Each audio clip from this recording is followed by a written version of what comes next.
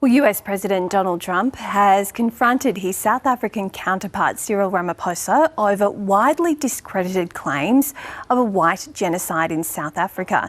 North America correspondent Carrington Clark joins us now from Washington. Good morning, Carrington. Really an extraordinary meeting between the pair. The pictures really are incredible. Where did things come unstuck, and give us some context about what's in contention here? Yeah, the context is the difficulty in the relationship between the US president and the country of South Africa is that he has bought in fully into this fringe theory that currently there is a genocide against whites in South Africa, particularly white farmers. He has been perpetuating this storyline both in his first term and now in his second term in office, but also perhaps the role of Elon Musk, the world's richest man who was born in South Africa, has also been instrumental in amplifying these particular views. Now, we knew that there was the chance that this meeting would get tense, and obviously we were all thinking back to that February meeting in the same Oval Office where Donald Trump and the president of Ukraine, Volodymyr Zelensky, got involved in a very heated discussion, which eventually ended with President Zelensky actually being evicted from the White House.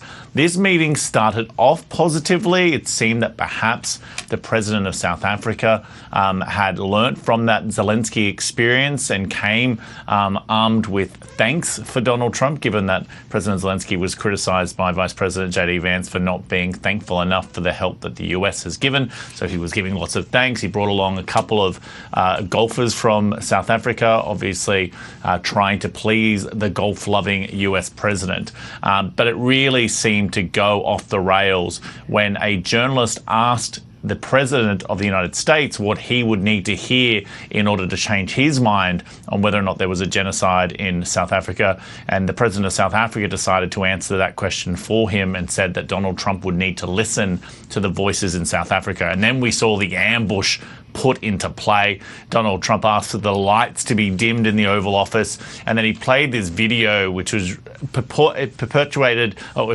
to have evidence of this genocide being carried out against white South Africans. There was no violence in the video, but there was a montage of clips, including from some fringe politicians in South Africa and some political stunts. But this is just a little of the back and forth of the scene that we saw in the Oval Office a little earlier today. But we have many people that feel they're being persecuted, and they're coming to the United States. So we take from many locations if we feel there's persecution or genocide going on. Generally, they're white farmers, and they're fleeing South Africa. If there was Afrikaner farmer genocide, I can bet you these three gentlemen would not be here, including my Minister of Agriculture.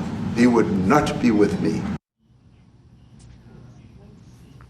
Now, Australia received a couple of mentions from the US president today. He said that the white South African farmers were not only going to the United States, but also to Australia. Donald Trump has put in place a refugee program for white South African farmers to come to the United States outside the usual process. Australia doesn't have a similar process in place, but he said that large numbers had gone to Australia as well.